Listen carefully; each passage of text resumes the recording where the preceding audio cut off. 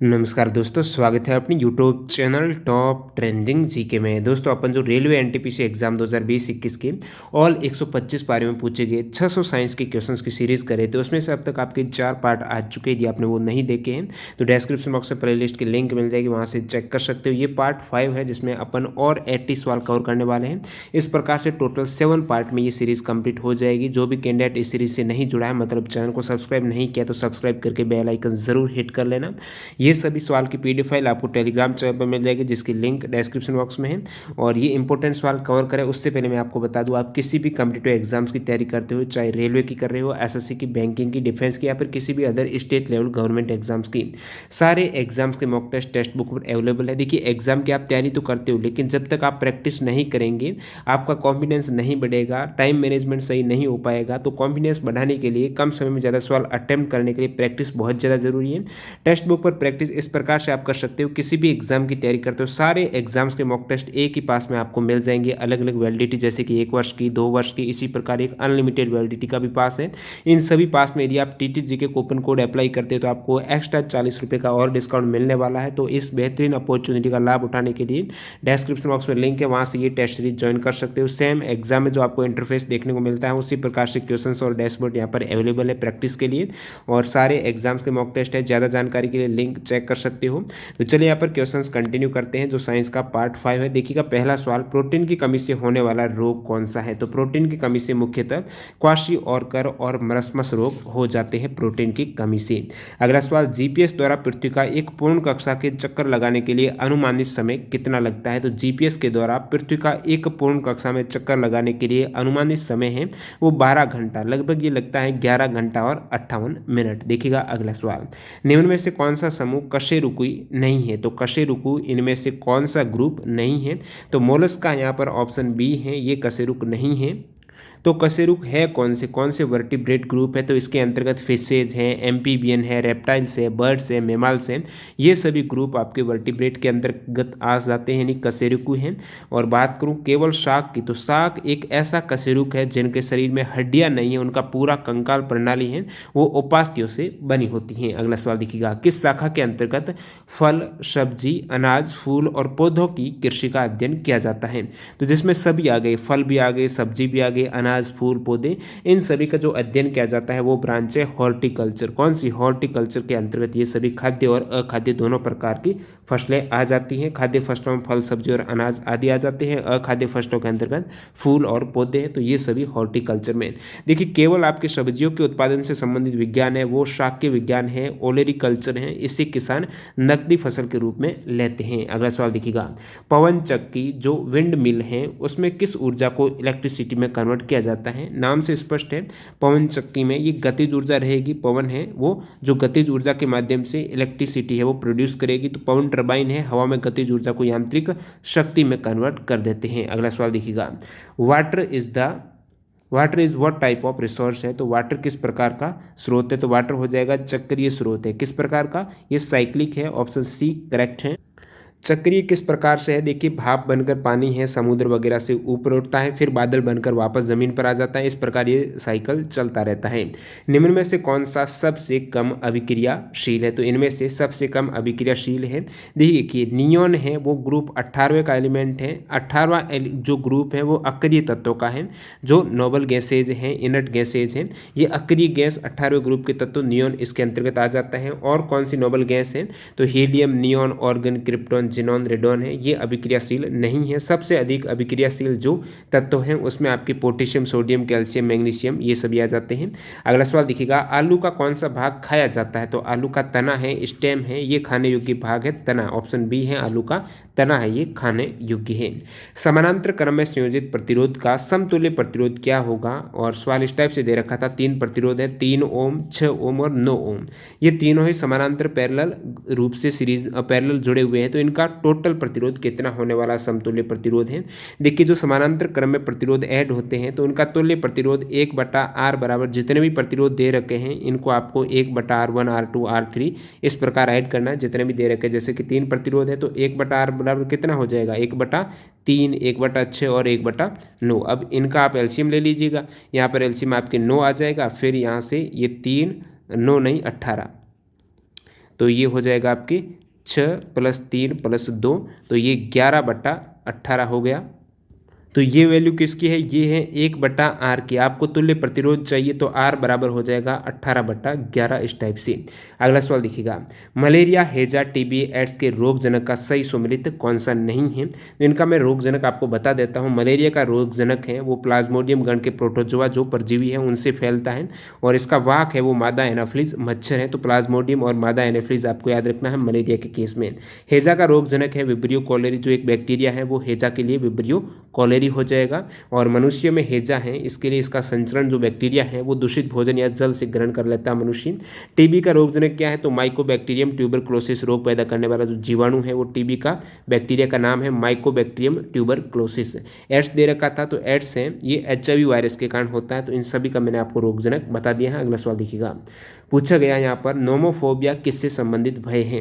तो नोमोफोबिया है मोबाइल नहीं होने का डर, नोमो यानी नो मोबाइल, और फोबिया जो डर रहता है, तो मोबाइल नहीं होने का डर, मोबाइल फ़ोन की लत लग जाती है और आपके पास नहीं होता तो एक तरीके से सेम डर लग जाता है। तो मोबाइल फ़ोन के बिना और उसका यूज न करने पर आने वाले विचार का डर। ओजोन क्षरण का कारण क्या है, तो ओजोन क्षरण का कारण है CFC क्लोरोफ्लोरोकार्बन। मंगल ग्रह के गहरे आंतरिक भाग का अध्ययन करने के लिए नासा ने कौन सा मिशन लॉन्च किया है। तो मंगल ग्रह के अंदर वाले जो आंतरिक भाग के अध्ययन के लिए जो नासा ने मिशन लॉन्च किया था उसका नाम है इनसाइट मिशन हो जाएगा, जो नासा ने लॉन्च किया था। ये कब किया था, तो 5 मई 2018 को किया था। अगला सवाल देखिएगा, पत्तों का हरा रंग किस वर्णक के कारण होता है। इजी सवाल है। क्लोरोफिल एक हरा पिगमेंट है जो पौधों में पाया जाता है, इसी कारण हरा रंग रहता है। और ये सूरज की किरणों से प्रकाश को अवशोषित करके जो फोटोसिंथेसिस है उसमें कार्य करता है, पौधों को पोषण देने का कार्य करता है। पर्णहरित जो क्लोरोफिल है इसमें कौन सा एलिमेंट होता है, एग्जाम में पूछा हुआ सवाल है NTPC ऊपर मैंने कवर भी किया था इस सीरीज में। मैग्नीशियम पाया जाता है क्लोरोफिल में। अगला सवाल देखिए, पक्सीन या ग्रेमिनिस कवक से किस फसल में ब्लैक रस्ट रोग हो जाता है। तो पक्सीन या ग्रेमिनिस एक फंगल है, ये कवक है। तो इन फंगस की वजह से कौन सा ब्लैक रस्ट रोग होता है, तो गेहूं में। किस फसल में होता है, तो गेहूं में जो ब्लैक रस्ट रोग होता है वो पक्सीन या ग्रेमिनिस कवक के कारण होने वाला रोग है। और एक दोस्तों इसमें प्यूकिन या टिटिना के कारण भी गेहूं के अंदर लीफ रस्ट ये सबसे आम रोग रहता है। गन्ना में रेड रॉट रोग हो जाता है, किसके कारण है, तो कोलेटोट्राइकम ये फल के टम नामक फफूंद यानी कवक के कारण। अगला सवाल देखिएगा, पूछा गया यदि लेंस की क्षमता है वो 25 सेंटीमीटर है, सॉरी फोकल लेंथ 25 सेंटीमीटर है, तो इसकी आपको पावर ज्ञात करनी है। क्षमता यहाँ पर पूछा गया है, जो डायोप्टर में यूनिट होती है लेंस की क्षमता की। देखिए लेंस की क्षमता मैं आपको बता चुका हूँ, फोकल लेंथ के व्युत्क्रमानुपात यानी 1/f होती है। लेकिन एक चीज़ का आपको क्या ध्यान रखना है, इनकी जो यूनिट है वो आपके SI में होनी चाहिए। तो इसको सबसे पहले मीटर में कन्वर्ट करना है। 25 सेंटीमीटर में कितने मीटर होंगे, तो आप कहेंगे 25/100 कर दीजिएगा, 1/4 मीटर है ये। और इसकी क्षमता आपको ज्ञात करनी है, P बराबर 1/f है तो 1/4, ये उल्टा हो जाएगा, P बराबर 4 डाइऑप्टर। अगला सवाल, कौन सा कीट है, इंसेक्ट है जो उपयोगी नहीं है, तो इनमें से दीमक है, ये कोई उपयोग नहीं रहता इसका। मलेरिया रोग किस परजीवी के कारण होता है, तो मैं बता चुका हूँ प्लाज्मोडियम गण के प्रोटोजोआ जो परजीवी है प्लाज्मोडियम गण के, उसके कारण होता है। और रोग वाहक है मादा एनाफ्लिज मच्छर। एक ही पदार्थ के अणुओं के बीच में लगने वाला आकर्षण बल क्या कहलाता है, तो एक ही पदार्थ के अणुओं के मध्य जो आकर्षण बल लगता है तो उसे सहसंजक बल बोलेंगे। क्या बोलेंगे, सहसंजक बल है। और असंजक बल क्या होता है, तो भिन्न भिन्न पदार्थों के अणुओं के बीच में लगने वाला आकर्षण बल है वो असंजक बल हो जाएगा। अगला सवाल देखिएगा, पूछा गया है कि अनुप्रस्थ तरंग की क्या विशेषता नहीं है। तो अनुप्रस्थ तरंग की आपको विशेषताएं पता होनी चाहिए। देखिए अनुप्रस्थ तरंग है, सबसे पहले तो इसकी परिभाषा से स्पष्ट है कि किसी माध्यम में तरंग के संचरण होने पर माध्यम के कण तरंग के चलने की दिशा के लंबवत कंपन करते हैं। तरंग चल रही है और जो माध्यम के कण हैं वो तरंग के चलने की दिशा के लंबवत वाइब्रेट होंगे। जैसे प्रकाश की विद्युत चुम्बकीय तरंग एक अनुप्रस्थ तरंग है, प्रकाश की विद्युत चुम्बकीय तरंग। इसके उल्टा अनुदैर्ध्य तरंग में होता है कि किसी माध्यम में तरंग की जो संचरण होने की दिशा है वो माध्यम के कण तरंग के चलने की दिशा के अनुदिश कंपन करेंगे। जिस डायरेक्शन में वेव चल रही है तो माध्यम के कण भी उसी डायरेक्शन में कंपन करते हैं। तो ये अनुदैर्ध्य में अनुप्रस्थ में उल्टा है, ये लंबवत कंपन करते हैं माध्यम के कण। और बात करूं तो अनुदैर्ध्य तरंगे हैं वो संपीड़न और विरलन के रूप में संचालित होती हैं अनुदैर्ध्य, लेकिन जो अनुप्रस्थ तरंग है उसमें सरंग और ग्रत के रूप में संचालित होती है। तो अनुप्रस्थ, सरंग और ग्रत, अनुदैर्ध्य, संपीड़न और विरलन रहता है। ध्वनि तरंगे अनुदैर्ध्य तरंग और प्रकाश तरंगे अनुप्रस्थ तरंगे होती हैं, ये भी आपको पता होना चाहिए। शक्ति के SI यूनिट क्या है, तो SI यूनिट ऑफ पावर है वो वाट हो जाएगी, शक्ति की SI यूनिट। अगला सवाल देखिएगा, किस वर्णक की उपस्थिति के कारण शैवाल का रंग हरा होता है। या फिर इस टाइप से पूछा गया है फाइटोप्लैंक्टन सूक्ष्म फ्लोटिंग प्लांट्स का हरा रंग किस कारण होता है। देखिए हरे शैवाल में क्या होता है, क्लोरोप्लास्ट होता है जिसमें क्लोरोफिल ए और बी पाए जाते हैं और जो उन्हें एक चमकीले हरे रंग का रंग देते हैं। बात करूं यहाँ पर रोडोफाइटा की, जो लाल शैवाल होता है ये एक समुद्री शैवाल है। इसका लाल रंग किसके कारण होता है, तो फाइको एस्थिरीन एवं फाइकोसाइरिन वर्णक के कारण इसमें लाल रंग होता है, उसमें क्लोरोप्लास्ट होता है हरे शैवाल में। अगला सवाल देखिएगा, बाकी जो एक भूरा शैवाल भी होता है जिसे फियोफाइटा बोला जाता है, भूरे शैवाल में क्या होता है, फ्यूकोजेंथिन और क्लोरोफिल वर्णक होता है।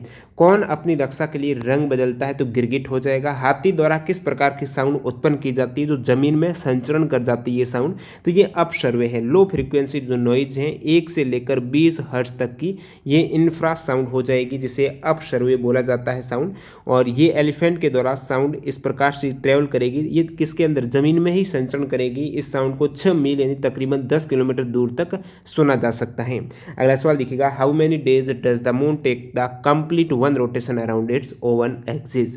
तो चंद्रमा अपनी ही धुरी के चारों ओर एक चक्कर लगाने में कितने दिन लगाता है। बात हो रही है मून की। चंद्रमा अपनी धुरी पर एक चक्कर लगाने में लिए 27.3 दिन का समय लगाती है। उम्र ढलने के पश्चात नेत्र की समायोजन क्षमता का कम हो जाना किस दोष का लक्षण है। जैसे जैसे उम्र बढ़ती जाएगी और नेत्र की समायोजन क्षमता है वो कम हो जाएगी, तो ये जरा दृष्टि दोष का लक्षण हो जाएगा। इस प्रकार के दोष के निवारण के लिए ये द्विफोक्सी लेंस है, द्विफोक्सी लेंस का उपयोग किया जाता है जरा दृष्टि दोष के निवारण में। इसमें व्यक्ति को दूर और पास दोनों की वस्तु को स्पष्ट रूप से देखने में दिक्कत होती है। प्रोटीन के पाचन में सहायक एंजाइम कौन सा है, तो प्रोटीन के पाचन में ये पेप्सिन एंजाइम है। पेप्टाइड्स और एमिनो एसिड में टूट जाता है ये एंजाइम, जिससे आसानी से प्रोटीन पच जाता है। तो ये प्रोटीन के पाचन में सहायक है पेप्सिन एंजाइम, जो इसको पेप्टाइड और एमिनो एसिड में कन्वर्ट कर देता है। प्रोटीन पाचन के बाद एमिनो एसिड में कन्वर्ट होता है। यहाँ से एक सवाल भी पूछा गया था ऊपर, कार्बोहाइड्रेट, प्रोटीन और वसा का पाचन पूरा होता है का पूर्ण पाचन कहाँ पर होता है। इन सभी का कार्बोहाइड्रेट, प्रोटीन और वसा का जो पूर्ण पाचन होता है वो छोटी आंत स्मॉल इंटेस्टिन में होता है, शुद्धांत में होता है। अगला सवाल, अपस्वर किस महीने में होता है, तो जुलाई में हो जाएगा। नेक्स्ट वन देखिएगा, पूछा गया है यहाँ गस्टेटरी सेल्स रिलेटेड टू, तो गस्टेटरी सेल्स हैं ये स्वाद टेस्ट से संबंधित हो जाएगी। गस्टेटरी सेल्स हैं तो ये आपके ऑप्शन ए करेक्ट है। जी में जो स्वाद रिसेप्टर हैं, स्वाद कलिकाएं हैं, जहां पर ये गस्टेटरी सेल पाई जाती हैं। अगला सवाल देखिएगा, आइसोटॉप किसे कहते हैं। आइसोटॉप सम स्थानिक हैं, स्थान यानी परमाणु क्रमांक समान है, द्रव्यमान संख्या अलग अलग है, तो ये सम स्थानिक हो जाएगा। और बाकी बात करूँ यहाँ पर कुछ उदाहरण की, जैसे हाइड्रोजन की 3 आइसोटॉप है, कौन से, प्रोटियम, ड्यूटेरियम और ट्राइटियम है। मैंने कहा समस्थानिक परमाणु क्रमांक समान है, तो तीनों में परमाणु क्रमांक समान है, द्रव्यमान संख्या अलग अलग है। प्रोटियम में 1, ड्यूटेरियम में 2 और ट्राइटियम में 3 हो जाएगी। द्रव्यमान संख्या अलग होने का केस है, यहाँ पर न्यूट्रॉन की संख्या चेंज हो रही है, तो प्रोटियम में 0 है, ड्यूटेरियम में 1 है, ट्राइटियम में 2 है। न्यूट्रॉन प्लस प्रोटॉन ही उसकी द्रव्यमान संख्या होती है। अगला सवाल देखिएगा, न्यूटन के सेकंड गति के नियम का समीकरण आपको पूछा था, तो F बराबर ma हो जाएगा, बल बराबर द्रव्यमान गुणा त्वरण हो जाएगा। देखिए गति का द्वितीय नियम क्या कहता है, न्यूटन की गति का सेकंड नियम ये है संवेग का नियम, लॉ ऑफ मोमेंटम है, और बताता है कि वस्तु के संवेग में परिवर्तन की दर, संवेग में परिवर्तन की दर यानी P/T उस पर लगाए गए बल के समानुपाती होती है। तो P/T बराबर ये बता रहा है F होता है, एज ए न्यूटन का सेकंड नियम बताता है। तो P क्या है, संवेग है, और संवेग बराबर होता है क्या, द्रव्यमान गुणा वेग होता है। तो मैं कह सकता हूँ जो बराबर में F है ये हो जाएगा आपकी P/T है ना। तो P के स्थान पर मैं mv/T करता हूँ। वेग में परिवर्तन की दर क्या होती है, त्वरण होती है, तो ma कह सकते हैं F बराबर, तो ये सही समीकरण हो जाएगा। अगला सवाल, बाकी गति के 3 समीकरण हैं, v बराबर u प्लस AT, s बराबर ut plus half AT square, 2as बराबर v का स्क्वायर माइनस u का स्क्वायर। अगला सवाल देखिएगा, पूछा गया है नॉन वस्कुलर प्लांट यानी गैर सहवनी पौधा कौन सा है, तो ब्रायोफाइट है, वो गैर सहवनी पौधा हो जाएगा, जिसमें उदाहरण आते हैं ब्रायोफाइट में मोसेज, हॉर्नवर्ट, लीवरवर्ट है। तो गैर सहवनी पौधे ऐसे पादप हैं जिनमें सहवनी उत्तक, जाइलम और फ्लोएम नहीं होते हैं, वो गैर सहवनी है। तो इसमें जाइलम और फ्लोएम नहीं रहता है ब्रायोफाइट में, ये जड़ तना पत्तियों में विभेदित भी नहीं होता है। अगला सवाल देखिएगा, लोग जिन्हें दूर की वस्तुओं को देखने में कठिनाई होती है लेकिन उनको जो उन वस्तुओं को स्पष्ट देख सकते हैं जो उनके पास में है, तो उनके उपचार हेतु कौन सा लेंस प्रयोग किया जाता है। कहने का मतलब है इस व्यक्ति को जो रोग है, देखिए दूर की वस्तु को देखने में कठिनाई होती है, मतलब निकट दृष्टि दोष है। निकट की स्पष्ट दिखाई देती है और दूर को कठिनाई होती है। तो निकट दृष्टि दोष के निवारण में कौन सा लेंस काम में आता है? अवतल लेंस। अवतल यानी कॉनकेव लेंस को प्रयोग में लिया जाएगा। निकट दृष्टि दोष का अन्य नाम है मायोपिया, ये भी आपको पता होना चाहिए। धात्विक गुणधर्म के लिए सही क्रम क्या है? तो धात्विक गुणधर्म के लिए देखिए ये ऑप्शन दे रखा था, इसका सही क्रम जैसे कि बढ़ता हुआ क्रम किसमें धात्विक गुणधर्म ज्यादा है, तो किसी तत्व के परमाणु द्वारा इलेक्ट्रॉन त्याग कर धनायन बनाने की प्रवृत्ति को ही उस तत्व का धात्विक गुण कहते हैं। अब देखिए धात्विक गुण में आवर्त में क्या चेंज होता है, तो आवर्त सारणी में ऊपर से नीचे जाने पर धात्विक गुण है वो बढ़ते हैं। ऊपर से नीचे जाएंगे इजीली ये परमाणु में, देखिए परमाणु में जो इलेक्ट्रॉन चक्कर लगाता है नाभिक के चारों ओर है, जैसे जैसे ऊपर से नीचे जाते हैं तो क्या परमाणु का आकार बढ़ता है, तो इलेक्ट्रॉन है ये सबसे ज़्यादा दूर हो जाएगा नाभिक से। उस केस में इसको इजीली त्यागा जा सकता है। तो किसी तत्व के परमाणु द्वारा इलेक्ट्रॉन त्याग कर धनायन बनाने की प्रवृत्ति है, वही उसका धात्विक गुण है। तो ये धात्विक गुण ऊपर से नीचे जाने पर बढ़ता है। आवर्त सारणी में ऊपर से नीचे जाने पर वृद्धि होती है। और आवर्त सारणी के ग्रुप एक के तत्व सर्वाधिक धात्विक होते हैं। जो टोटल 18 ग्रुप है ना, उसमें से ग्रुप एक है जो हाइड्रोजन वाला, हाइड्रोजन लिथियम ये वाला, तो इसका जो सर्वाधिक धात्विक गुण एक में रहते हैं। और वर्ग 17 जो हेलोजन ग्रुप है, इन तत्वों को आसानी से इलेक्ट्रॉन ग्रहण करके ऋणायन बना देते हैं, मतलब इस कारण सर्वाधिक अधात्विक गुण इस ग्रुप के हैं। हेलोजन के 17वां ग्रुप है। आवर्त सारणी में यदि आप बाएं से दाएं जाते हो तो अधात्विक गुणों में वृद्धि होती है, किसमें? धात्विक में नहीं, अधात्विक में वृद्धि होती है। आपको दे रखा था धात्विक गुणधर्म के लिए सही क्रम क्या रहेगा, तो सही क्रम ये हो जाएगा, मैंने क्या कहा, ये सबसे ज़्यादा धात्विक गुणधर्म ग्रुप एक के हैं और ऊपर से नीचे जाने पर वृद्धि होती है। तो ये ग्रुप एक के ही सारे एलिमेंट हैं और इनमें ऊपर से नीचे की ओर जा रहे हैं, इसका मतलब lithium, sodium, potassium, rubidium, caesium, इनमें वृद्धि हो रही है। तो ये इस प्रकार से क्रम हो जाएगा। अगला सवाल, एक कोशिका का बना भ्रूण क्या कहलाता है?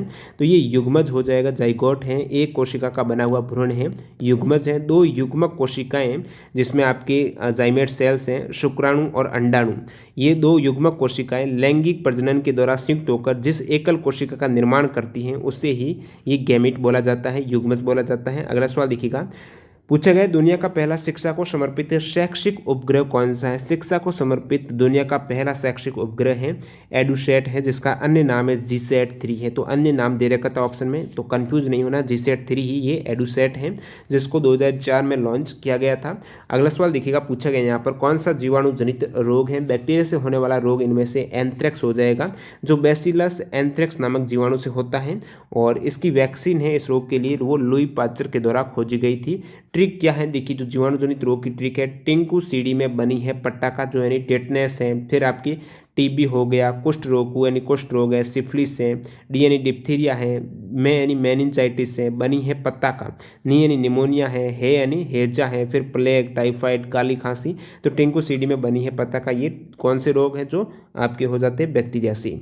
मानव द्वारा लार, उल्टी करना, बीपी जैसी अनिच्छिक क्रियाओं का नियंत्रण कौन सा पार्ट करता है? तो मानव के द्वारा लार हो गई, उल्टी करना, इस प्रकार जो ब्लड प्रेशर है, ये अनिच्छिक क्रियाएं हैं, उनका कंट्रोल करने के लिए कौन सा बॉडी का पार्ट, ह्यूमन बॉडी का पार्ट जिम्मेदार है? तो ये हो जाएगा आपकी मेडुला जो पार्ट है, इसके अंतर्गत ये सारी अनैच्छिक क्रियाओं को कंट्रोल किया जाता है। मेडुला कहाँ पर है? तो हिंड ब्रेन में है। मेडुला रक्तचाप है, लार, उल्टी जैसी अनैच्छिक क्रियाओं को नियंत्रित करने में मदद करता है। तो मेडुला ओब्लांगेटा है, ये प्राथमिक श्वसन नियंत्रण केंद्र है। अगला सवाल लिखिएगा, कौन सा एंजाइम प्रोटीन को पेप्टाइड में कन्वर्ट कर देता है? तो पेप्सिन है, ये प्रोटीन को पेप्टाइड में बदल देता है। पेप्सिन एंजाइम है, ये प्रोटीन को पेप्टाइड और एमिनो एसिड में तोड़ देता है, जिससे आसानी से प्रोटीन पच जाता है।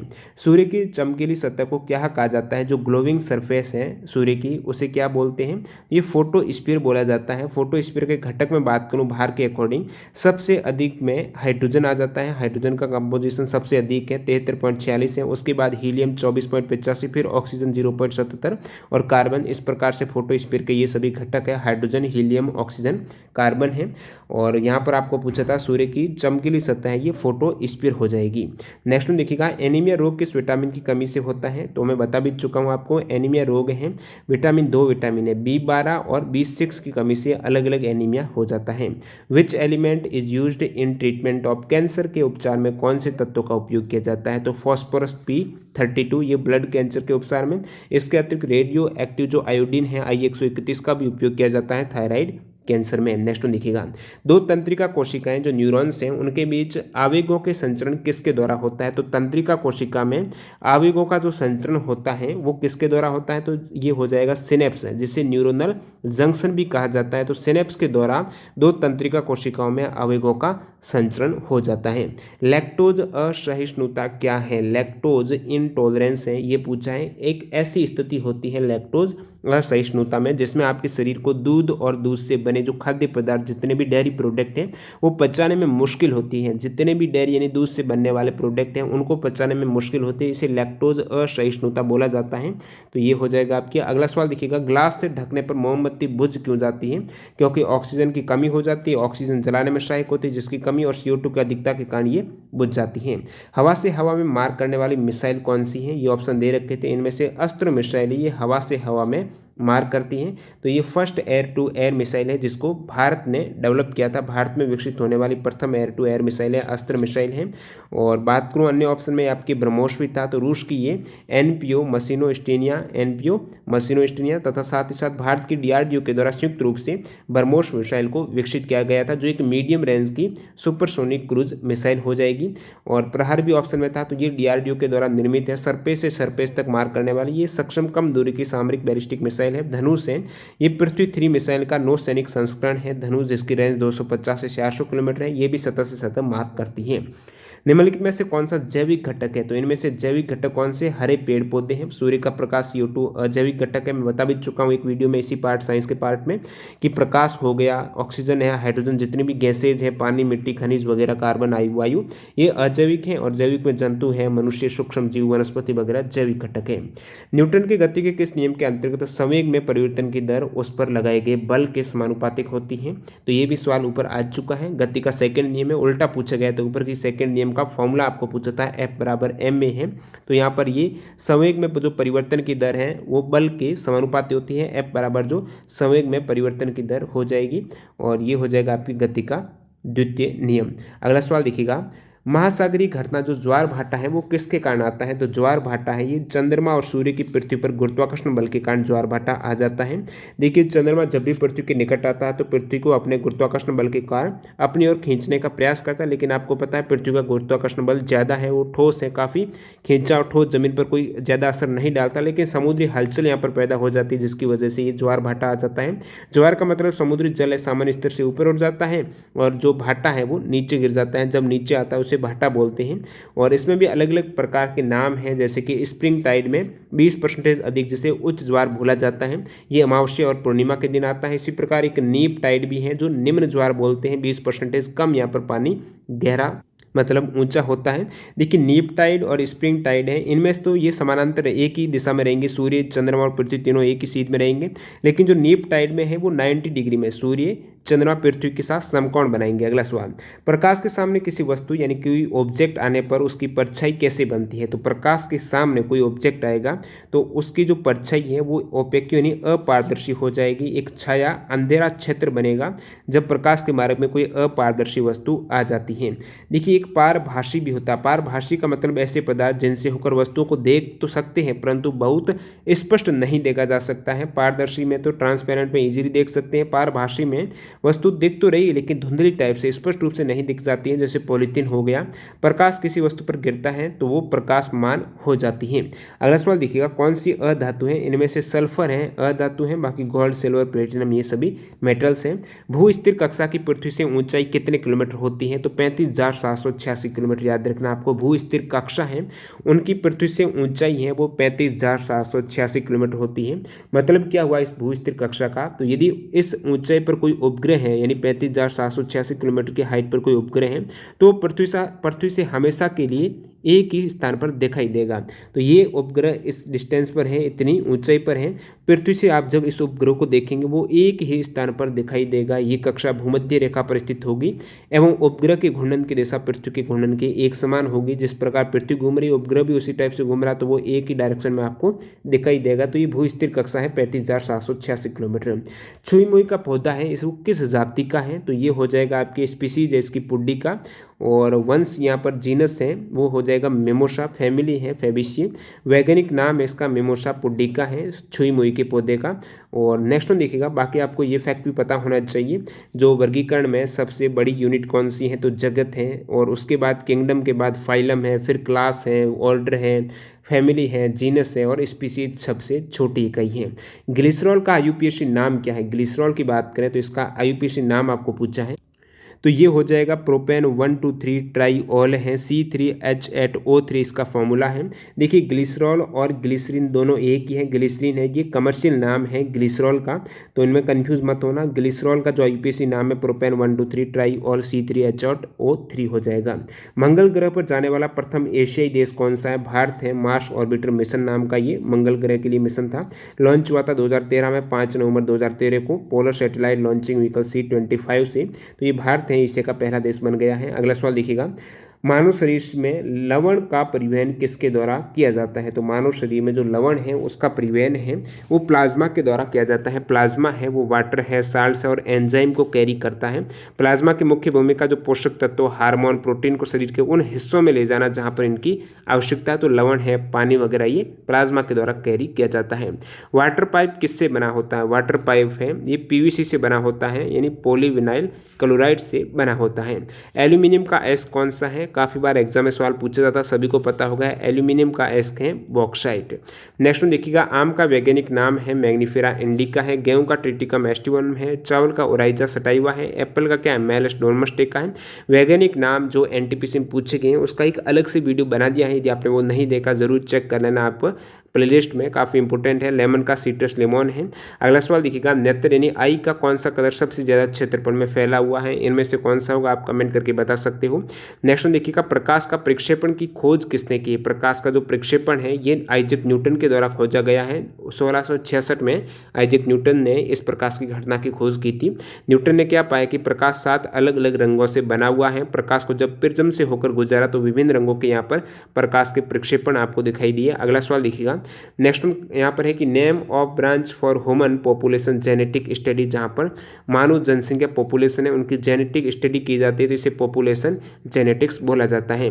अगला सवाल देखिएगा, tranquilliser is related to which disease, तो ये जो ट्रैंक्विलाइजर्स हैं ये चिंता, भय, तनाव, जो भी तनाव होता है, चिंता होती है, तो इन चिंतन के इलाज करने के लिए ट्रैंक्विलाइजर्स का उपयोग किया जाता है, एक तरीके से मेडिसिन है। तो मांसपेशियों को विश्राम और चिंता मुक्त और गहरी नींद आने की ये औषधि हो जाएगी। इसमें प्रमुख रूप से जो मेडिसिन का नाम है वो है बेंजोडाइजापिन है, डाइजेपाम है, और इसके अतिरिक्त जो नाइट्रोजेपाम है, क्लोरोप्रोमेजिन है, ये सभी मेडिसिन काम आती हैं, ये सभी एंजाइटी को दूर करने के लिए। अर्जुन ट्री की छाल से किससे संबंधित बीमारी का इलाज किया जाता है, तो अर्जुन ट्री की छाल से हृदय रोग जो भी है, हाई बीपी है, उनको कम करने के लिए ये अर्जुन ट्री के छाल का प्रयोग किया जाता है। नेक्स्ट वन देखिएगा, परमाणु भट्टी यानी जो न्यूक्लियर रिएक्टर है उसमें किस फ्यूल का प्रयोग किया जाता है। न्यूक्लियर रिएक्टर में फ्यूल है वो यूरेनियम 235 या फिर प्लूटोनियम 239 का प्रयोग किया जाता है, तो U-235 और P-239 का उपयोग होता है। मंदक के रूप में भारी जल ग्रेफाइट है, बेरिलियम ऑक्साइड का उपयोग होता है, और विखंडन में गति पर कंट्रोल करने के लिए कैडमियम और बोरॉन की छड़ें प्रयुक्त की जाती हैं।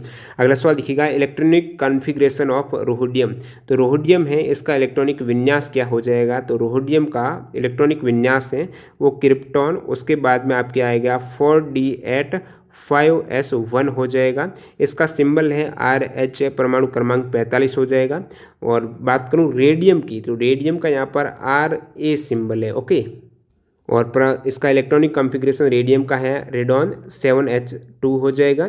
और जो आपको रोडियम का पूछा है क्रिप्टॉन 4D8 5S1 हो जाएगा। चावल में होने वाला रोग कौन सा है, तो जीवाणु, पत्ती, अंगमारी, बैक्टीरियल लीफ ब्लाइट हो जाता है। इसके अतिरिक्त बैक्टीरियल लीफ स्टिक रोग है, और ब्राउन स्पॉट हो गया है, स्टीम रॉट है, फ्लैश स्मट है, तो ये सभी उपबट्टा और ये आप देख पा रहे हो सारे रोग हैं चावल में होने वाले प्रमुख रोग जो आपको पूछा है, टोंगरो वायरस वगैरह। अगला सवाल देखिएगा, कौन सा शाकनाशी है, तो शाकनाशी जो हर्बिसाइड का यहाँ पर पूछा गया है। शाकनाशी का मतलब क्या है, तो गलत स्थान पर उग आए जो अनचाहे पौधे हैं उनका नाशक रसायन, तो ये हर्बिसाइड हो जाएगा जो गलत स्थान पर पौधे उग जाते हैं, अनचाहे पौधे जिनको काटना होता है फसल से, तो इसे नाशक रसायन जो प्रयोग किया जाता है इनको जलाने के लिए, काटने के लिए, अनचाहे पौधों को नाशक रसायन है विनाश करने के लिए। तो उस नाशक रसायन का क्या नाम है जिसे शाकनाशी बोला जाता है? तो इनमें से आपके हो जाएगा ऑप्शन ए 2,4-D यानी 2,4 डाइक्लोरोफिनॉक्सी एसिटिक एसिड है जिसका प्रयोग किया जाता है शाकनाशी हर्बिसाइड के रूप में। एल्ड्रिन एक ऑर्गेनोक्लोरिन कीटनाशक है जो ऑप्शन में दे रखा था आपके एल्ड्रिन, ये कीटनाशक हो जाएगा। डीडीटी है, ये भी एक कीटनाशक है। डीडीटी पहला आधुनिक कीटनाशक था जो मलेरिया के विरुद्ध प्रयोग किया गया था। और डीडीटी की फुल फॉर्म क्या है? तो डाइक्लोरोडाइफेनिल ट्राइक्लोरोएथेन। तो ये डीडीटी की फुल फॉर्म एग्जाम में पूछी जाती है, तो ये डाइक्लोरोडाइफेनिल ट्राइक्लोरोएथेन हो जाएगी। और 2,4-D का मतलब है 2,4-D यानी 2,4 डाइक्लोरोफिनॉक्सी एसिटिक एसिड है जो एक शाकनाशी है, अनचाहे पौधों को विनाश कर देती है। लाल पांडा कौन से पेड़ की पत्तियां खाता है? तो लाल पांडा ये बांस का पेड़ है, इसकी पत्तियां खा जाता है। बांस के अलावा ये पौधों की छाल, घास, लाइकेन, जड़, फूल और पत्तियां भी खा जाता है।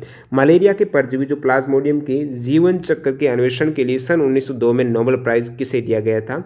प्लाज्मोडियम जो मलेरिया का परजीवी है उनके अन्वेषण, जो जीवन चक्र का अन्वेषण किया था, इसे तो 1902 में नोबेल प्राइज है वो रोनाल्ड रॉस को दिया गया है। ये भारत में जन्मे ब्रिटिश चिकित्सक है। नाभिकीय भौतिकी के जनक कौन है? तो फादर ऑफ न्यूक्लियर फिजिक्स है।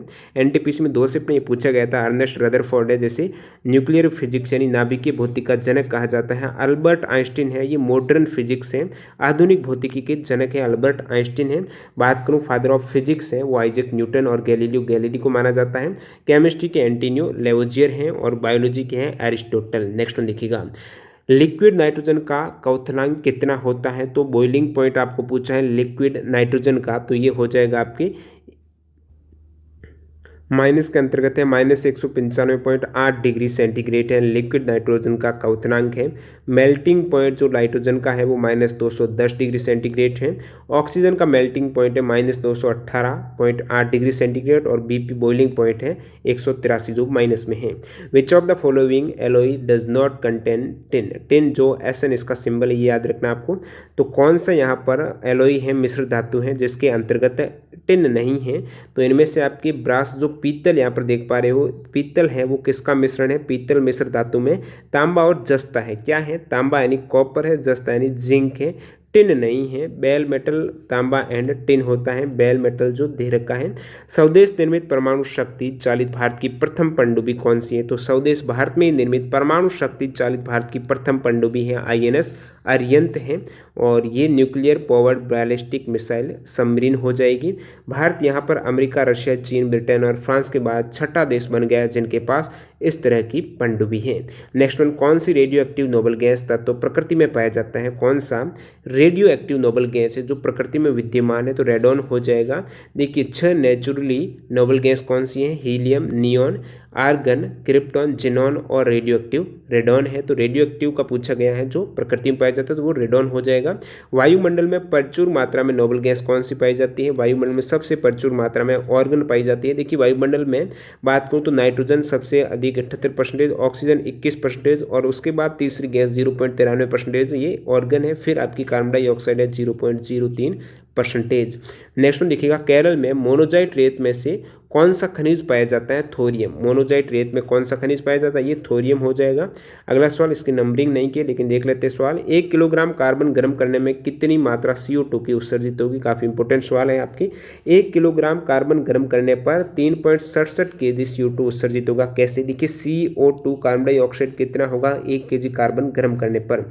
तो CO2 में यहाँ पर बात करूँ तो C 12 है, O आपके 16 + 16 32 हो जाएगा, यानी टोटल ये 44 यूनिट हो गई। तो यहाँ पर आप क्या देख पा रहे हो, तो कितना कार्बन कितना है इसमें से 12 है, जिसमें एक 12 kg मान लेते हैं यूनिट। तो 12 kg कार्बन है, ये गर्म कर रहे हैं, मतलब इसकी रिएक्शन ऑक्सीजन से हो रही है ना। तो 12 kg कार्बन गर्म करने पर कितने kg आपकी बन रही है कार्बन डाइऑक्साइड? तो आप कहेंगे 44 kg कार्बन डाइऑक्साइड प्रोड्यूस हो रही है। तो 1 kg कार्बन गर्म करने पर तो 44 में 12 का भाग देंगे तो 3.66 kg कार्बन डाइऑक्साइड है वो प्रोड्यूस हो रही है। तो आपको 1 kg का यहाँ पर पूछा है। अगला सवाल, एड्स की फुल फॉर्म क्या है? तो एड्स की यहाँ पर फुल फॉर्म की बात करें तो एक्वायर्ड इम्यूनो डिफिशियंसी सिंड्रोम हो जाएगी। और जो एड्स का वायरस है उसका जो नाम है HIV है, इसकी full form human immuno deficiency virus है। रेटिनॉल यहाँ पर पूछे गए हैं, रेटिनॉल और रेटिनोइक एसिड ये किस विटामिन को कहा जाता है? तो रेटिनॉल है विटामिन ए का केमिकल नेम है। जितने भी विटामिन का मैं रासायनिक नाम बता देता हूँ। विटामिन बी1 को थाइमिन बोला जाता है, बी2 को राइबोफ्लेविन, विटामिन बी3 नियासिन है, विटामिन बी5 है पेंटाथेनिक एसिड है, विटामिन बी6 है पायरिडॉक्सिन है, बी7 बायोटिन है, बी9 को फोलिक एसिड बोलते हैं, बी12 को कोबालमिन साइनोकोबालमिन है, विटामिन सी है एस्कॉर्बिक एसिड है और कैल्सीफेरॉल है, विटामिन डी, टोकोफेरॉल है, विटामिन ई। तो ये सभी विटामिन का आपको केमिकल नाम पता होना चाहिए। अंतिम सवाल देखिएगा, ब्लीचिंग पाउडर का उपयोग किसमें नहीं होता है? तो इनमें से आपकी ब्रेड को फुलाने में ब्लीचिंग पाउडर का उपयोग नहीं होता है, यीस्ट का होता है। ब्लीचिंग पाउडर का फॉर्मूला बहुत बार पूछा जाता है, तो CaOCl2 इसका फॉर्मूला हो जाएगा। उपयोग होता है जो ब्लीचिंग पाउडर का, वो कपड़ा उद्योग में कपास और लिनन के लिए विरंजन एजेंट के रूप में इसका उपयोग किया जाता है। तो ब्लीचिंग एजेंट है कॉटन के लिए, एक तरीके से विरंजन एजेंट के रूप में कपास है कपड़ा उद्योग में उपयोग किया जाता है और बाकी उद्योगों में ऑक्सीकारक के रूप में भी इसका उपयोग किया जाता है। पानी को कीटाणु रहित बनाने के लिए भी यहाँ पर विरंजक जो ब्लीचिंग पाउडर है इसका उपयोग किया जाता है। और इस प्रकार से यहाँ पर आपके टोटल सवाल हो गए हैं। बाकी और भी देख लेते हैं। पावर एल्कोहल किसका मिश्रण है? 80% पेट्रोल है और 20% यहाँ पर एथेनॉल है और इस प्रकार से कुछ अमाउंट है वो बेंजीन का भी है। तो टोटल यहाँ पर 80 सवाल पार्ट 5 में कंप्लीट हो चुके हैं। बाकी यहाँ पर 600 क्वेश्चंस की सीरीज है। पार्ट 2 और आ जाएंगे 5 के बाद 6 और 7, जिसमें ये सारे सवाल कवर हो जाएंगे। जिन भी कैंडिडेट ने चैनल को सब्सक्राइब नहीं किया ज़रूर सब्सक्राइब करके बेल आइकन हिट कर देना। मिलते हैं नए पार्ट के साथ। वंदे मातरम। जय हिंद दोस्तों।